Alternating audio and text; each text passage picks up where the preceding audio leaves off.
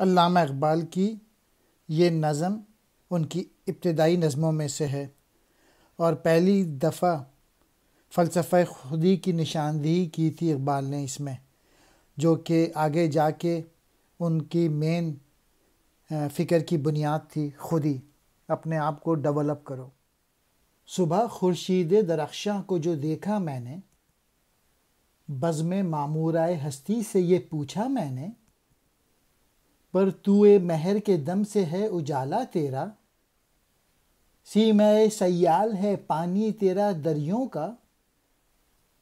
مہر نے نور کا زیور تجھے پہنایا ہے، تیری محفل کو اسی شمع نے چمکایا ہے، گل و گلزار تیری خلد کی تصویریں ہیں، یہ سبھی سورہ و شمس کی تفسیریں ہیں۔ اقبال کہتے ہیں کہ چمکتے ہوئے سورج کے لمحات میں جب میں نے صبح کے وقت کا نظارہ کیا تو اس دنیا اور اس کائنات سے پوچھا، جس میں خود میری ذات بھی موجود ہے،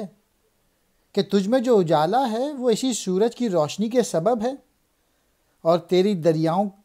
کا چاندی کے مانند شفاف پانی بھی اسی کے دم سے ہے۔ یہ سورج ہی ہے جس نے تجھے نور کا زیور پہنایا ہے، اور اسی سورج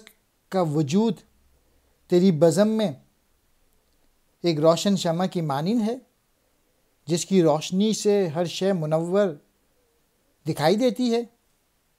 اے کائنات، اے دنیا، جو تیرے دامن میں گل و گلزار ہیں وہ بہشت کا منظر پیش کرتے ہیں، اور ایسا لگتا ہے کہ یہ سب قرآن کریم کی سورۃ الشمس کی تفسیریں ہیں۔ خورشید درخشاں کہتے ہیں چمکتے ہوئے سورج کو، بزم معمور ہستی دنیا آبادی، پر تو مہر سورج کی روشنی، سیمے سیال بہتی ہوئی چاندنی، گل و گلزار پھول اور گلشن۔